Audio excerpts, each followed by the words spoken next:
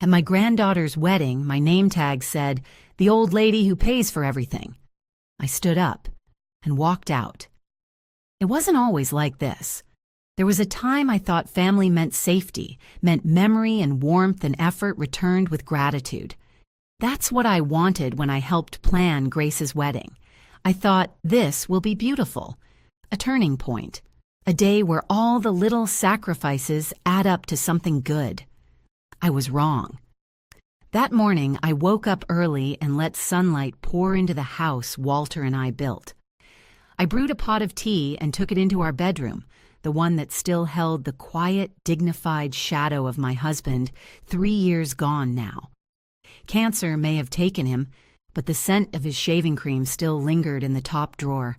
His old cufflinks still rested in the ceramic dish beside my jewelry. I stood in front of the mirror and slipped into the pale blue dress Walter had always said made my eyes look like the sea. I twisted my silver hair into a chignon and spritzed on the perfume he gave me for our last anniversary. "You look beautiful, Maggie," I imagined him saying. I closed my eyes and smiled like he was standing right behind me, hands on my shoulders. By the time I arrived at St. Luke's Church, the ceremony was already humming with energy. Grace, my only granddaughter, looked radiant. When Tom walked her down the aisle, I saw a rare softness in his face. And even Lauren, with all her polished perfection and barely veiled scorn, had tears in her eyes. For that moment, I allowed myself to believe, maybe we are a family after all. Maybe the worst is behind us. But everything shifted at the reception. The grand ballroom of the Weston Ridge Hotel gleamed with white roses, strings of soft lights, and silver place cards. I walked toward the guest check-in to collect my name tag and table assignment. A young woman with glossy brown hair smiled as she flipped through the stack. "Here you are, Mrs. Halloran," she chirped, handing me the card with a practiced grin. I glanced down. It didn't say Margaret Halloran. It didn't say grandmother of the bride. It didn't even say Walter's widow. In elegant cursive, it read, "The old lady who pays for everything." I froze. My hand hovered in midair, the tag trembling between my fingers.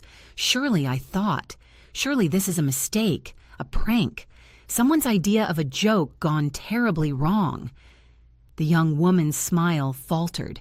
Is something wrong? I forced a laugh too high, too brittle. Just a little mix-up, I think. I can check if there's another one. It's fine, I interrupted. I'll speak to my family about it. And I walked into the ballroom wearing that insult pinned to my chest like a badge I hadn't agreed to earn. No one stopped me. No one corrected it. Cocktail hour passed in a blur. People smiled, toasted kissed cheeks.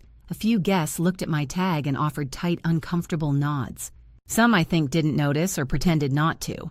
Others whispered. I heard them. "Did you see her tag? Lauren said it would be hilarious. Apparently she's their personal ATM." The words slipped past the clink of glasses and the laughter, and then came the moment that gutted me most. Tom spotted me and waved me over to a group of guests near the bar. "Mom," he called, grinning. "Come say hi to George and Elaine Caraway. Dad used to golf with George." I approached, my legs stiff beneath me. "This is my mom," Tom said with a theatrical flourish, "also known as our family's walking bank account." Elaine blinked. George looked at me, then my name tag. His smile faltered. "Alice, excuse me." "Margaret Halloran," he said gently, reaching for my hand. "Walter was very proud of you. He spoke of you often." I nodded numbly, barely hearing the rest of the conversation. When the Caraways moved on, I pulled Tom aside. "What the hell is this?" I hissed, pointing to the tag. He rolled his eyes. "Oh, come on, don't be so dramatic. It's a joke. Everyone knows you're the one footing the bill since Dad left you everything. It's humiliating." "Please," he scoffed. "Lighten up, it's a party." Then Lauren drifted over her champagne glass, catching the light. "There you are, Maggie. Has Tom been showing you off? We want everyone to know who made this gorgeous day possible." She winked, and they laughed, not with me, at me. I excused myself and fled to the restroom, my hands shaking. My reflection stared back, poised, controlled, but burning beneath the surface. I dabbed my eyes, willing myself not to cry. Then the door creaked open and just as quickly shut. "Mrs. Halloran, Maggie," a voice called gently from the hall. I opened the door and found myself face to face with Charles Whitmore Walters' old attorney. He gestured toward the name tag. I couldn't help but notice. "I'm sorry." Walter would have been livid. I nodded, lips tight. "There's something you should see," he said quietly. Walter added a clause to his will shortly before he passed, a codicil. He asked me not to share it unless it became necessary. From inside his jacket, Charles pulled an envelope, heavy, cream-colored, familiar. I opened it with trembling hands. The words blurred as I read, but the meaning was clear. Any descendant who publicly humiliates Margaret Halloran would be disinherited. I looked up. Why didn't he tell me Charles sighed? He hoped he wouldn't have to. He wanted them to love you freely, not out of fear. I stared back through the ballroom doors where laughter spilled out like spoiled perfume, and in that moment, I knew they weren't just joking. They had chosen to see me as a wallet in heels, and I had chosen for too long to believe they wouldn't, but no more. The next morning, I sat at my kitchen table in my bathrobe, the name tag from the wedding lying face up in front of me, like some cruel little trophy. The old lady who pays for everything. The calligraphy looked almost elegant. I traced the gold lettering with my fingertip as if I could rub the insult away. The kitchen was quiet, too quiet. No soft hum of Walter's voice reading the paper, no coffee brewing unless I made it myself. Just me, alone, again. I stared out the window as the sun crept over the hedges Walter had trimmed every spring. The roses outside were blooming without anyone to admire them, just like everything else these past 3 years. "Have they always been like this?" I whispered aloud, though no one was listening, or did we just refuse to see it? I stood up slowly and walked into the living room, drawn to the family portrait above the mantel. It was taken 5 years ago during our 40th anniversary. Walter sat in the center, still strong, though the cancer was already creeping into his bones. I stood beside him with one hand resting on his shoulder. Tom and Lauren flanked us, smiles too wide, too practiced. Grace and Ethan, both still teenagers, stood in front trying to look serious but failing. We looked like a family. We looked happy. But now that frame felt like a relic of a lie I'd convinced myself to believe. As I made tea, memory began sorting itself like puzzle pieces. It had started just 6 months after Walter's funeral. Tom and Lauren had invited me over for dinner, a rare kindness. They'd been attentive, cheerful, filled my wine glass 3 times before dessert. Then it came. "We've been thinking about remodeling the kitchen," Lauren had said, fingering her necklace. "Nothing extravagant, just modernizing. Granite counters and island. With the kids' tuition and everything, we're a little stretched," Tom had added. They didn't even say the word. They didn't need to. I'd written them a check for $30,000 by the end of the evening. That was the beginning.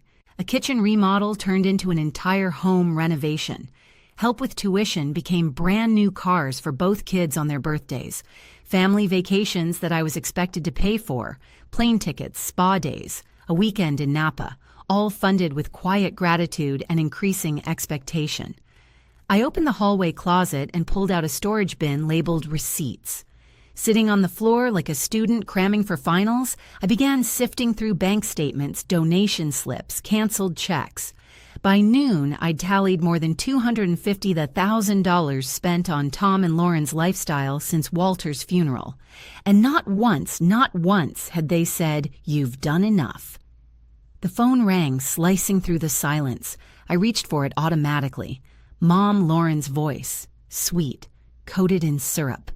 "Are you home? I've been trying your cell." I hadn't even realized my phone was still in my purse from the night before. "Yes," I said carefully.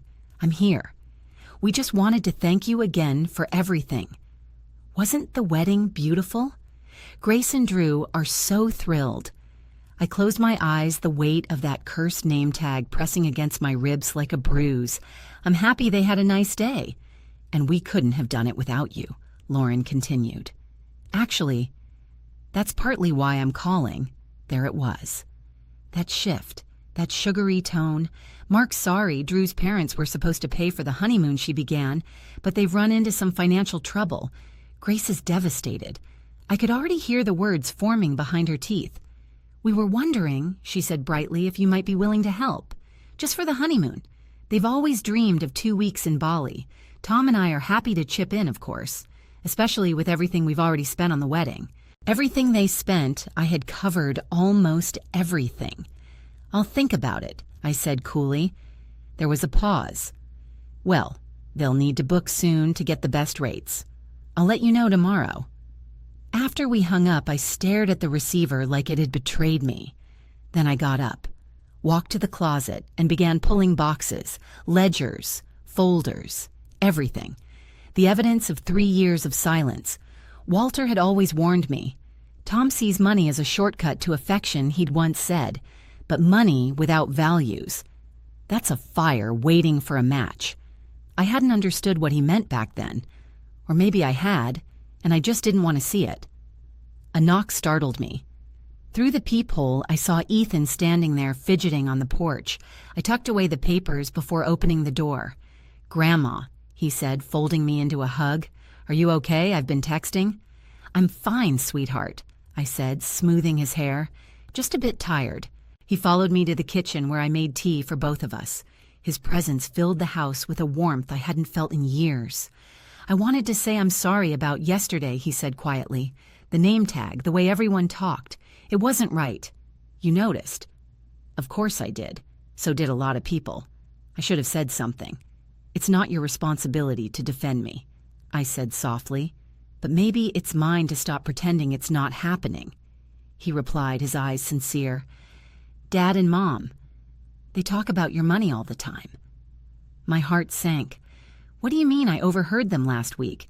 Dad was talking about how this house is too big for you, how they could help you downsize and manage the sale." The kettle whistled. I poured the tea with shaking hands. Michael, no Ethan, looked at me carefully. "Are you okay?" I met his gaze, and for the first time in a long time, I didn't feel unsure, or weak, or guilty.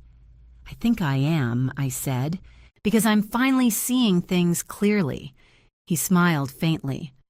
"What do you mean?" I sipped my tea, savoring the taste of clarity. "It means, Ethan, that it's time for some changes around here." And I meant it. 3 days after the wedding, I found myself standing outside the Oak Ridge Country Club, debating whether to walk in. Tom and Lauren were hosting a post-wedding brunch. Just a little thank you for everyone who made Grace's big day so magical. I knew the truth. It was another chance to control the narrative, to smile wide toast with champagne and polish their image. And mine, I was the bank in a cardigan, the wallet with a pulse. Still, I needed to know. Had the name tag been a one-off joke, or part of a deeper rot I stepped inside wearing a cream pantsuit Walter always said made me look like royalty? The private dining room buzzed with soft conversation and clinking glasses. I scanned the room. Grace and Drew were chatting with his family. Ethan gave me a warm wave from across the buffet. I spotted George and Elaine Caraway again, along with a few other familiar faces. "Mom, over here," Tom called, waving me toward a long table dressed in white linen and smug smiles. Lauren air-kissed my cheek. "Maggie, you look nice," she said, with that backhanded tone that made me feel like I'd surprised her by being presentable. "We saved you a seat," she added, gesturing to a spot, not next to Grace or Ethan, but beside Drew's aunt and uncle strangers. I sat politely. The brunch moved along in forced cheer. I smiled, sipped coffee, made small talk. But inside I was sharpening something invisible, something patient. Then Lauren tapped her glass for attention. "We want to thank everyone for joining us today, and for making Grace and Drew's wedding so memorable." She began beaming. But of course, she added with practiced warmth a very special thank you to Grandma Maggie, who has been so incredibly generous. Heads turned. "And we have an exciting announcement," she continued. "Grandma will be funding Grace and Drew's dream honeymoon to Bali." There was scattered applause. My coffee cup froze halfway to my lips. I slowly lowered it. This was the moment. "This is the first I'm hearing of it," I said, my voice calm but carrying. The table fell quiet. Grace's smile faded. Drew blinked. Even Ethan sat straighter, eyes locked on me. "Well," Lauren said, with a tight laugh, "we discussed it yesterday, remember? You said you'd think about it." "I did," I replied. "And I'm still thinking." Tom leaned in, stage whispering, "Mom, don't make a scene. We already told them they can book." I looked at him and felt it again, that internal snap, that thread that had stretched too thin for too long. "I don't recall agreeing to fund a honeymoon to Bali," I said louder this time. "In fact, I believe Drew's parents were originally covering that expense." "Business setbacks," Drew's father mumbled, shifting uncomfortably. "These things happen," I said kindly, "but it's inappropriate to offer someone else's money without their consent. Don't you think? Silence. You could hear a fork touch porcelain. "Perhaps Grace and Drew might consider a more modest honeymoon," I continued. "One within their means." "Our means," Lauren hissed. "What about your means?" she added. "Everyone knows Walter left you more than comfortable." Something about her tone, part envy, part accusation, told me everything. "My finances are not up for discussion," I said, "and neither are my spending choices." Tom's hand clamped around my wrist painfully tight. "Mom," he growled, "you're embarrassing us." I gently pulled my hand free. "No, Tom. You've embarrassed yourselves." I stood smoothing the front of my pantsuit. "Grace, Drew, I wish you a joyful marriage. I'd be happy to contribute to a reasonable honeymoon, but I'll discuss that privately with you, not through public declarations." Then I turned to go. "I'll walk you out," Ethan said, rising without hesitation. In the lobby, I finally exhaled. My hands were shaking, but my spine had never felt straighter. "Are you okay to drive?" Ethan asked. "I'm fine," I said. "Actually, I think I'm better than I've been in a long time." "That took guts. Your grandfather would have called it gal." I smiled. Maybe Ethan grinned, but he'd have backed you up. We stood there for a moment. Then I said, almost without thinking, "Come for dinner tonight." His face lit up. "I'd love to." That evening, we sat in the kitchen over roast chicken and roasted vegetables, simple food, the kind Walter used to say tasted like love. As the candles flickered and the walls echoed with quiet laughter, I told Ethan the truth.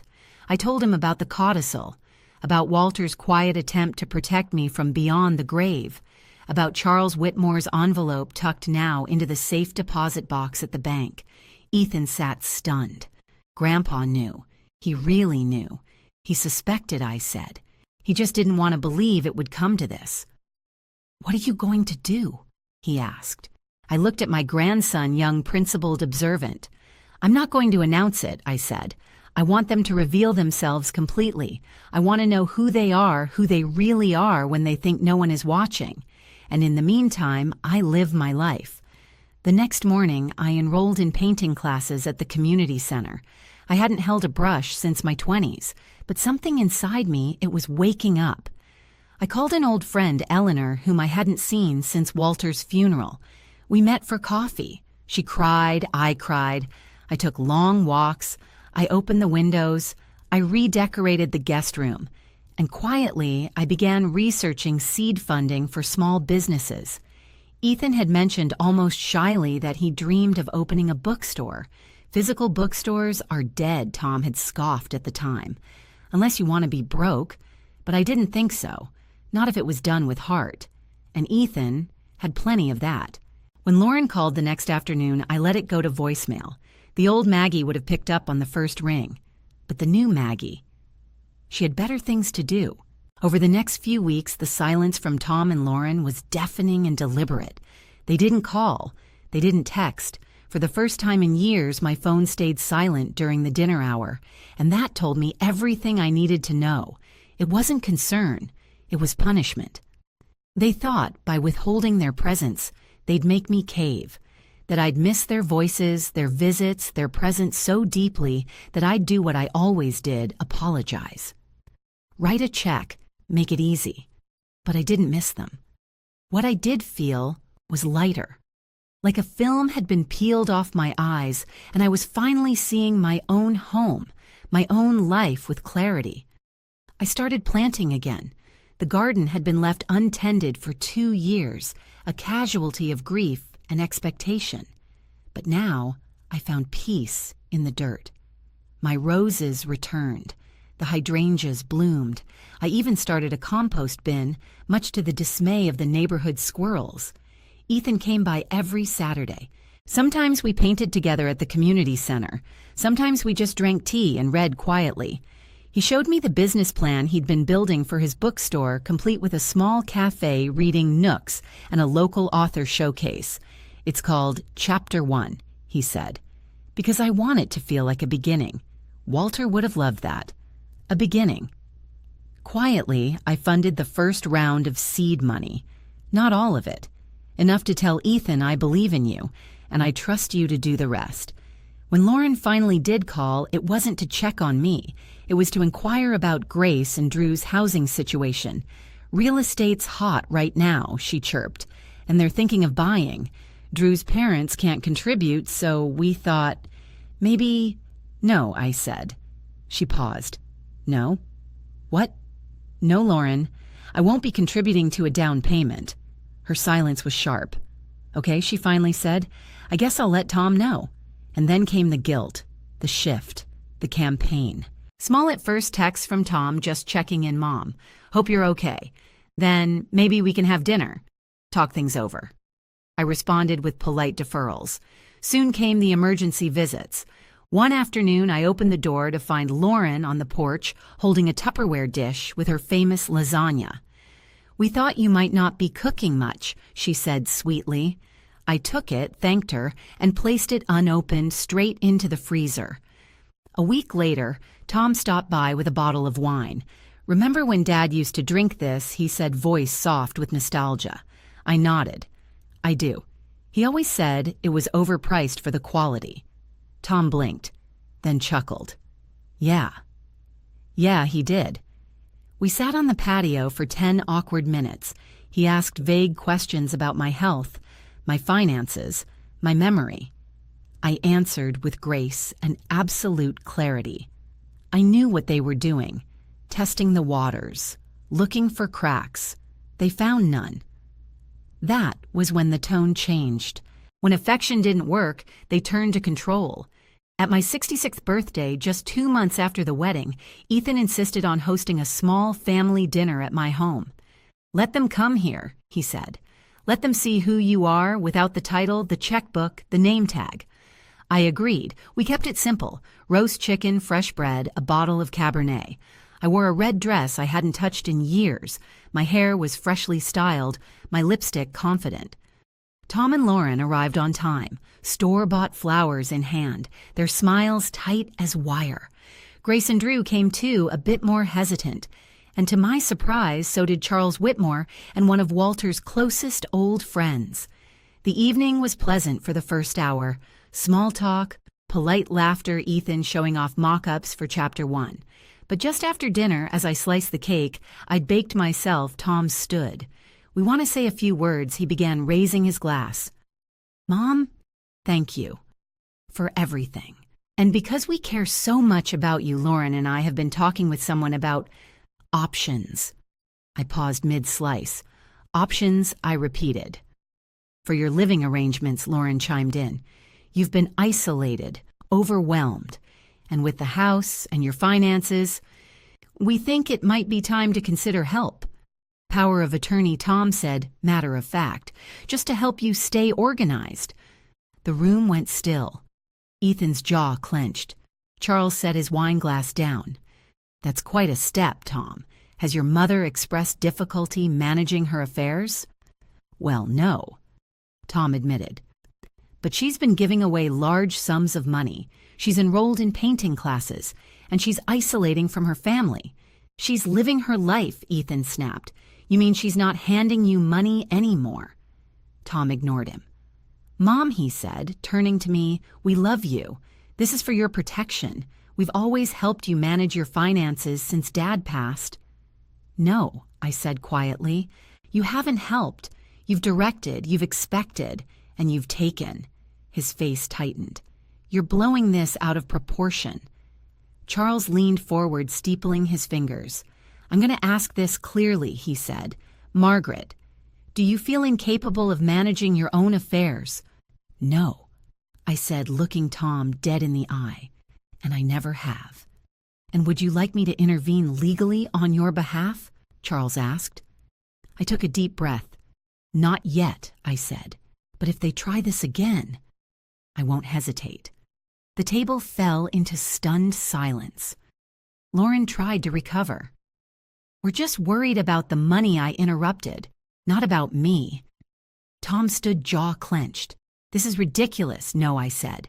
What's ridiculous is thinking you can control the woman who raised you because you don't like that she stopped being convenient. And that was when I knew. This wasn't a family anymore. It was a transaction, one I would no longer fund. The storm I knew was coming finally broke the following Sunday. It started with a knock at the door, hard, impatient, rattling the glass in its frame. I opened it to find Tom standing there, red-faced, breathing heavy like he'd jogged up the driveway, even though I knew he'd driven.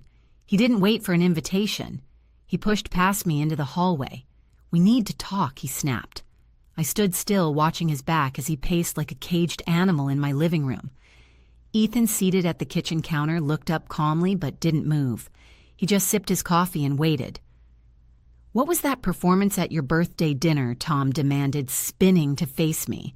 Are you trying to humiliate us in front of everyone? I didn't say a word that wasn't true, I replied, folding my arms. You're poisoning Michael Ethan against us, telling him lies. I laughed softly, shaking my head. I didn't need to tell him anything. He sees you for who you are. Tom's face twisted. You're ungrateful. After everything we've done for you, everything you've done for me. My voice sharpened, like mocking me at Grace's wedding, volunteering my money for a luxury honeymoon, or trying to seize control of my finances without my consent. Ethan stood. Dad, maybe it's time you actually listened. Stay out of this, Ethan. This is between your mother and me. She's not your mother. She's my grandmother. And I'm not a child anymore. Tom's gaze flicked between us, calculating. Fine, he said. You want full transparency? Let's do it. He pulled out a folded packet of papers from his coat pocket and slapped them onto the table. I've spoken with a lawyer, he said. We're moving forward with a petition for conservatorship. If you're going to make reckless financial decisions, we'll be forced to intervene. I stared at the papers.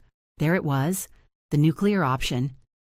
Have you lost your mind? Ethan growled, stepping between us. You're going to sue your own mother because she won't write you checks anymore. This isn't about money, Tom said, voice low.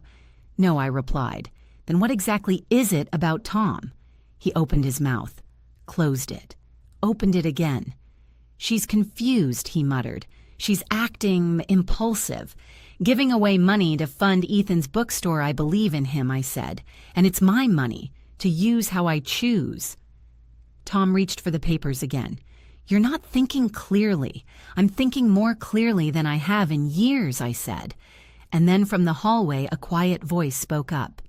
I can confirm that, said Charles Whitmore, stepping into the room.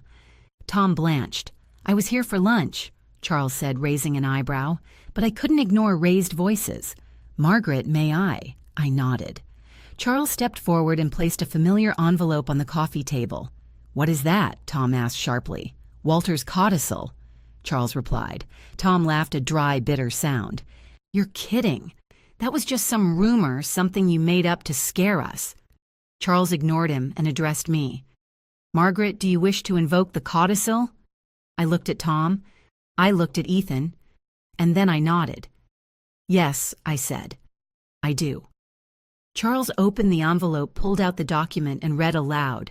Any descendant who publicly humiliates Margaret Halloran, attempts to exert control over her estate, or uses coercion to gain access to her finances shall be immediately disinherited. The forfeited share shall be redirected to those who have shown her respect, care, and good character. Tom stared at him. That won't hold up, he spat. You can't change a will like that. It's manipulation. No, Tom, Charles said coolly. It's protection.